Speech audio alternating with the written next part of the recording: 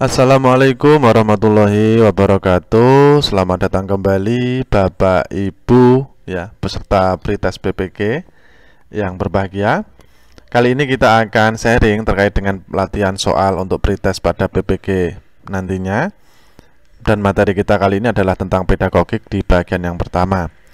Silakan Bapak Ibu yang baru bergabung bisa diklik subscribe, jangan lupa bunyikan lonceng notifikasinya agar selalu mendapatkan update terbaru dari kami di Bimbela Channel seputar persiapan kita dalam pretest BPK nantinya. Oke, kita langsung mulai dari latihan soal yang pertama Bapak Ibu. Kemampuan peserta didik untuk membina hubungan dan kemampuan memotivasi diri termasuk dalam kecerdasan A. Kognitif, B. Sosial, C. Emosional, atau D. Moral.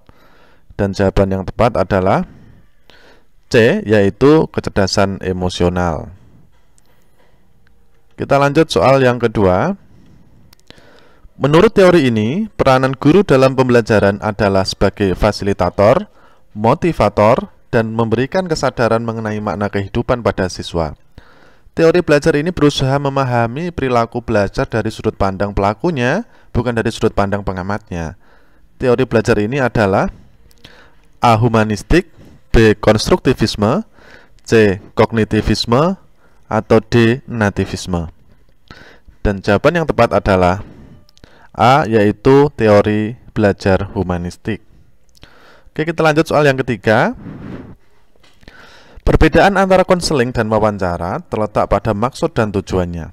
Tujuan konseling adalah A. Membantu siswa agar dapat memecahkan masalah pribadinya, B. Membantu siswa agar dapat melakukan penyesuaian diri dengan lingkungannya, C. Membantu siswa agar dapat mengatasi kesulitan belajar, atau apakah D. Membantu siswa agar memperoleh informasi tertentu. Dan jawaban yang tepat adalah C, yaitu tujuan konseling membantu siswa agar dapat mengatasi kesulitan belajar. Lanjut soal berikutnya. Di dalam proses pembelajaran, para siswa dihadapkan dengan situasi di mana ia bebas untuk mengumpulkan data, membuat dugaan hipotesis, mencoba-coba atau trial and error, mencari dan menemukan keteraturan atau pola, menggeneralisasi atau menyusun rumus beserta bentuk umum, membuktikan benar tidaknya dugaannya itu. Hal tersebut merupakan penerapan dari teori belajar, apakah A. Sibernetik, B. Humanistik, C. Behaviorisme, atau D. Konstruktivisme. Dan jawaban yang tepat adalah A, yaitu teori belajar sibernetik. Soal berikutnya. Kemampuan peserta didik untuk membina hubungan dan kemampuan memotivasi diri termasuk kecerdasan A. Behaviorisme, C. Konstruktivisme, C. Kognitivisme, atau D. Sibernetik. Dan jawaban yang tepat adalah C, yaitu kognitivisme. Soal yang keenam. Individu memandang apa yang diharapkan oleh keluarga, kelompok, masyarakat, dan bangsa, serta setia mendukung aturan sosial, bukan hanya untuk ketenangan, tetapi disadari sebagai sesuatu yang berharga. Pernyataan tersebut merupakan tahapan perkembangan moral, A. Prakonvensional, B. Konvensional, C. Pasca konvensional, atau D. Interkonvensional. Dan jawaban yang tepat adalah C, yaitu pasca konvensional. Lanjut soal yang ketujuh. Memaksimalkan kegiatan ekstrakurikuler, melakukan rekreasi dengan guru, dan melakukan kegiatan informal lainnya memiliki fungsi untuk mengatasi kesulitan belajar dalam hal A. Mengemukakan gagasan, B. Mengaktualisasikan diri, C. Penciptaan hubungan yang baik, atau D. Memformulasikan tindakan.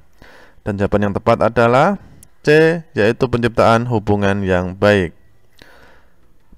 Soal nomor 8. Kemampuan berpikir untuk mengoperasikan kaidah-kaidah logika tapi masih terkait dengan objek-objek bersifat konkret merupakan ciri-ciri kemampuan anak berusia A. 0-2 tahun, B. 2-7 tahun, C. 7-11 atau 12 tahun, atau D. 11, 12, 14, 15 tahun. Jawaban yang tepat adalah C, yaitu anak yang berusia 7-11 atau 12 tahun. Soal berikutnya.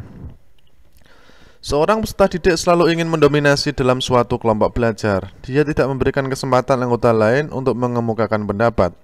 Jika teman lain yang memimpin dan mengendalikan jalannya diskusi, ia memisahkan diri dan cenderung belajar sendiri. Peserta didik tersebut mengalami permasalahan dalam perkembangan A. Sosial emosional, B. Kognitif, C. Moral, atau D. Spiritual. Dan jawaban yang tepat adalah A. Yaitu sosial emosional. Soal berikutnya, peserta didik telah memiliki moralitas benar-benar diinternalisasikan dan tidak didasarkan pada standar-standar orang lain. Dia mengenal tindakan moral alternatif, menjajaki pilihan-pilihan, dan kemudian memutuskan berdasarkan suatu kode moral pribadi.